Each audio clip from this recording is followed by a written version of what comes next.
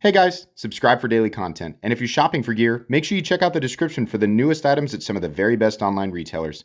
There's also links for some of the items that I personally recommend. Thanks!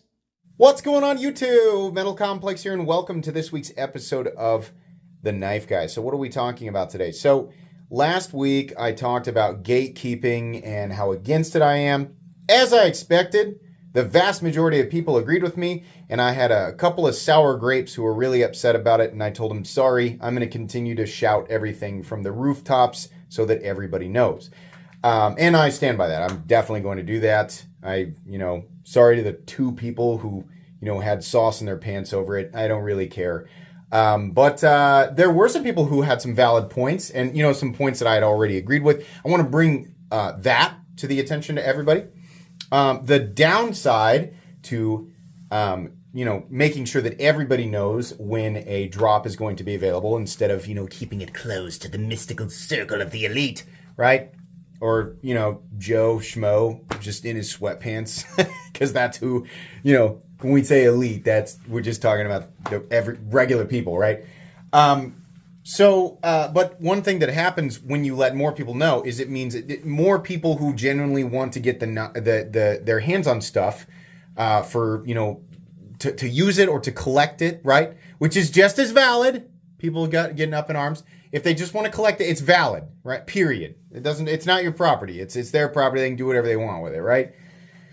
But what it also does is it brings it to the attention of people who plan to buy and flip, which I've said many times is not something that I agree with.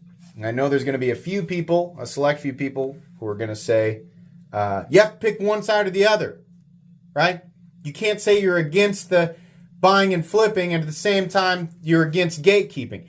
Yes, I can. Watch me. I'm definitely going to do that. Watch it take place in front of your very eyes. I am absolutely against gatekeeping, and at the same time, I am against people who buy knives just to flip them, right? Even as one of the major catalysts to this type of thing, right? I recognize that I am, in this case, a major catalyst in terms of letting people know, and that inevitably results in some of those people buying with the intention to flip, right?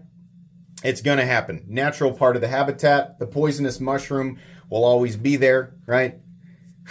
It's just going to be there. I'm against it. I try to call that out. I think the best thing about this hobby is being able to buy this stuff, and the value is so high that often you can buy it, enjoy it for a bit, and then you can turn it over and sell it to the next person to enjoy without losing any money or just losing out on shipping, right? That's no big deal, right? To me, I was glad to pay a shipping fee back in the Blade Forums days. I was buying things and then selling them for sometimes a small loss and in a few cases the same amount of money. I always felt really bad about selling something for more money than I paid. And I'm going to be honest with you guys. A couple of times I did that. Now, I never bought anything with the intention to immediately flip it, right? I think I was less bothered by it. I had friends and people in the community I knew who did it, and I was like, yeah, well, okay, that's there. I'm not going to do it. But there were a couple of times where I had something in my collection. I bought it for me to enjoy, always thinking in the back of my mind, like, oh, when I'm done enjoying this, I think it'll retain enough value. If you're new to the knife world and you didn't know that knives retain value, hi, welcome. A lot of them do. Not all of them, but a lot of them do, right? If you're picking the right type of stuff, you can easily do this and turn around, not offend people, and get an enormous amount of enjoyment out of it, and then turn it around and let the next person enjoy it, right? It's a really fun way to enjoy the hobby. But when I was on Blade Forums a long time ago, way before I did the channel, there were a couple of times where I was like, I'm ready to let this go. And then when I go to research what they're going for, I'm like, these are going for more than what I paid, And a couple of times, I sold things on Blade Forums a little bit more, right? Now, obviously, the buyers were motivated, right? They're not sitting there thinking like, I'm so offended I have to pay. Obviously, they're like, yeah, I'll take it. I want it, right? But I stopped doing that, especially after I started running the channel. My point is I started to feel a little bit sour about it, right? Especially as I realized that more people were voicing like their concerns with people buying things like Spyderco sprint runs and stuff like that, buying them with the intention to flip. And after seeing what people will do with these things on eBay. The Sleesh Bowie, God, it's just like, gross, right? I didn't like it. I don't feel like I can stop people from doing it. It's just like you can't stop people from buying clones. But there's a satisfaction there, right? For me, the satisfaction with people who buy clones is great. You got a thing that you paid however much for, and you can never get that much back out of it because there is no major demand. It's not the same economy as the real thing. The real knife economy, the authentic knife economy, no matter how good the imitation is, the real knife economy is substantially more healthy. And that's something that you have to live with as somebody who buys clones. You probably are going to end up buying a lot of clones. You're going to end up buying so many clones that you could have easily bought the knife that you wanted to buy originally many times over and have it be worth the same amount of money, even if you used it. A lot of times that's the case, right? So that's why it's like, I can't stop people from buying clones, but a lot of times the journey of, people who buy clones ends up with them going, this was just a whole lot of bad decisions, right? And if you're in the middle of that journey, complete your journey however you want to, but you're going to arrive at that conclusion. That is an inevitable conclusion that people arrive at. Anyways, but from this point forward, will not buy with the intention to flip. I don't think that that's healthy. I think that creates a really confusing collector enthusiast market, right? And it absolutely does prey on people who don't know better. I think there are the vast majority of people who are spending that much money on knives, they know exactly what they're buying. They are buying something that they want so bad and they missed it. They knew what it was worth originally. They missed it. They overpay. I've done it before. I've actually bought knives for more money than they would have cost me retail because I missed it or I was just slow off the trigger or whatever, right? I've overpaid. And that's something that's, the buyer has to decide if they want to do, right? In some ways you could say, well, you got to blame the buying part of the population, right? If the demand is there, then it creates an incentive for the people who are flipping it. Yeah, it does, right? Which is why instead of yelling at people to not flip knives, I try to say, hey, listen, I know you feel like you really want this, right? This is the main part of the message here. I know you feel like you really want this. You really want that Sleesh Bowie for $800 or whatever stupid price is on that thing. You don't actually want it that bad. And I'll tell you why.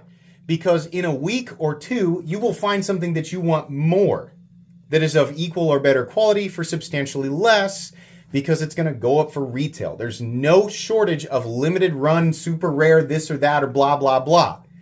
We exist in a time period in the knife world where our knife economy is insane. Things are really overpriced, right? But the amount that some of these knives, not all knives, some of these knives retain their value is incredible. If you make the right choices, and listen, however you want to collect, if you want to collect like me, I just buy stuff and keep it, right? That's how I like to enjoy it. But what I used to do is buy, I would always have like 4 or 5, maybe 6 knives.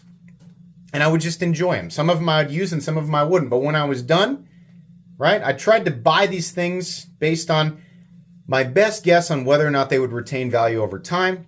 And I was pretty good at it. If I were to give myself a grade, I'd give myself a B-, right? Overall, I lost money, but I enjoyed the journey, right? So I was paying for the experience and I got enough joy out of the experience that I was happy with it, right? And in a lot of ways, you can turn these things over when you're done with them and sell them to somebody who wants it for a fair price, right? The same that you paid or maybe a little bit less. And then you can use that money to buy the next thing and the person who bought it from you can enjoy it for this at least retail, right? Whatever you feel about whether or not it was overpriced in the first place, at least they get to buy it for the same amount. That's kind of how I feel. Now, on the flip side, I feel like people who collect and they, are enjoying it not with the intention of making a bunch of money. They're just collecting and enjoying. And let's say they get on in life and you've got, financial this or that, or you get burned out on the hobby entirely, but you still have your stuff. I've talked with a lot of people who say, I collected for 20 years.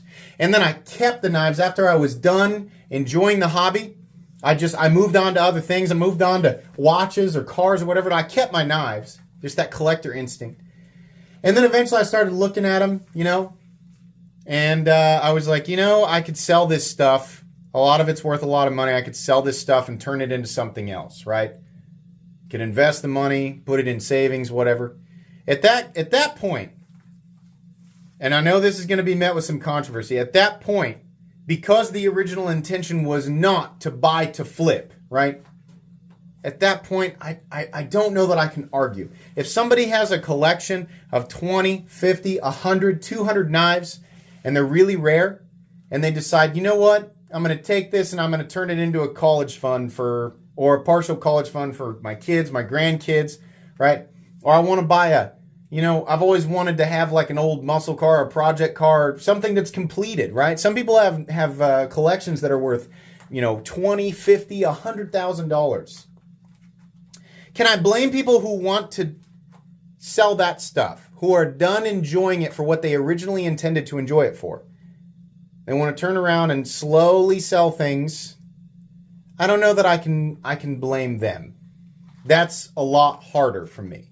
Because, and the truth is that I don't see myself, stopping collecting for a long time. I see myself continuing to enjoy this, not just because I'm a YouTuber. I've been doing the same thing with knives well before I started the channel. A decade before I started the channel. I don't think I'm going to stop anytime soon. But at some point, is it reasonable to assume that I might get burned out on this? Yeah, at some point, sure. I think it's, the brutal honesty is that YouTube will eventually be done with me. The algorithm will eventually not favor me anymore. Right now it is. But everybody has their time, and then YouTube kind of fades certain people into obscurity. That's just what happens, right? So I'm expecting to prepare for that. And it will be much, much harder for me to acquire new things, right? The channel funds my acquisitions, and I turn the acquisitions into content for you guys to enjoy. If YouTube no longer favors my channel, then it will obviously be much harder for me to do that, right? So I'll have to move on to something else. So it's possible that in a very long time, I could no longer be interested. At that point, it might be more beneficial to me to sell this stuff, right? Some things will be worth less and some things will be worth more. I don't know, right? I'm not really thinking about it right now, but that's the difference to me, right? And I know that people will disagree with me and say that this or that is wrong, right? But some things will become so unbelievably rare and just like, there are things in my collection that are one of a kind, right? So there is no like seeking out a better price here or there, right? It's just whatever people are willing to pay for it. And that to me, that's the difference. Somebody who's buying something off a drop with the sole intention to make money, because they are not interested in, a lot of those people are not interested in knives at all. There's more and more and more people realizing this is a market that is ripe for opportunity, right? There's people who do this with all sorts of stuff. They only buy things. I used to do this. Well, I still do it. Anybody who plays World of Warcraft, you do that on the auction house? Oh, I used to buy entire... People get mad about this on WoW too. I used to get on the auction house and buy up every resource. There's a lot of people who do this. Every resource in a certain category. I'd buy it all. And then immediately put everything back up for slightly more. Forcing certain people that needed those resources in order to increase their skill in whatever, their crafting skill in this or that. They were like, I guess this is what I got to pay. And it would work. And I would make money off of it, right? Now, that's not real money. That's, unless people are doing that thing where they pay real money for gold. That's stupid, right? But that's an in-game currency. So obviously I don't care, right? But the people who do that in real life, forcing certain people to deal with secondary market prices, I don't like that. That's real slimy, right? Especially people who do it consistently and for the sole purpose of that. They have absolutely no interest in the object itself, the hobby, right? That type of thing. There are entire communities that are based on this type of thing. And amidst their community, what they're doing is not wrong because, there's technically nothing anybody can do about it, right? But, they've got their own self-justifications. To us, we view it as a toxicity, It's a natural part of the environment, but it is a toxic part of the any enthusiast collector community, right? It's not fun. It makes it harder for everybody else, right? So I disagree with that. But I really can't blame people who have been collecting and honestly enjoying the hobby for an extended period of time and then eventually get burnt out on it and just have the stuff left over from their journey that is sitting there no longer creating enjoyment for them, which, given enough time, will inevitably happen to all of us, right? A lot of you have actually transferred from one hobby to this hobby. You got burnt out on the last thing, right? Maybe your stuff is, maybe you came here from watches. You got a lot of watches sitting around, right? And you're thinking, I'm kind of into knives now. I don't think it normally happens that way, but I'm kind of into knives now. I'm going to sell these watches and I'm going to buy some knives, right? Some of these watches may be worth more money. Make some money off it, get some more knives, right? That's how I break it down like that in my head. And I think it's like subconscious justification for the future. I'm making myself feel better about something that I feel like I'll inevitably have to do, right? Just being honest about how I feel about this. I don't know. Maybe you guys will be like, you know what? Metal Complex is a jerk. we don't want to follow him anymore, right? But it's hard. I mean, think about that. Put yourself in that situation. Think maybe you've been collecting for 20 years and you get burnt out on it and it's just sitting there. Money that could be used for something else to benefit you, your family, whatever, right? What do you do? I don't know. I'm going to leave that up in the air, right? What would you do? Feel free to answer in the comments. That helps push my content out when you do that anyway. But I'd honestly like to think or like to hear what you guys have to say. I think that's going to be pretty much it today. I don't know that I can add any more to this. It's already been 20 minutes and I'm repeating myself, so time to end it. Please make sure to follow me on Instagram at metal_complex. If you enjoyed this video, leave a like. If you'd like to check out my other content, I do, of course, have lots of videos of knives that are either expensive or inexpensive that I do or don't like, so check those out. And if you enjoy all my content, go ahead and click on that Metal Complex logo right there and subscribe because there's definitely more coming. Thanks again for watching, everybody, and have a great day.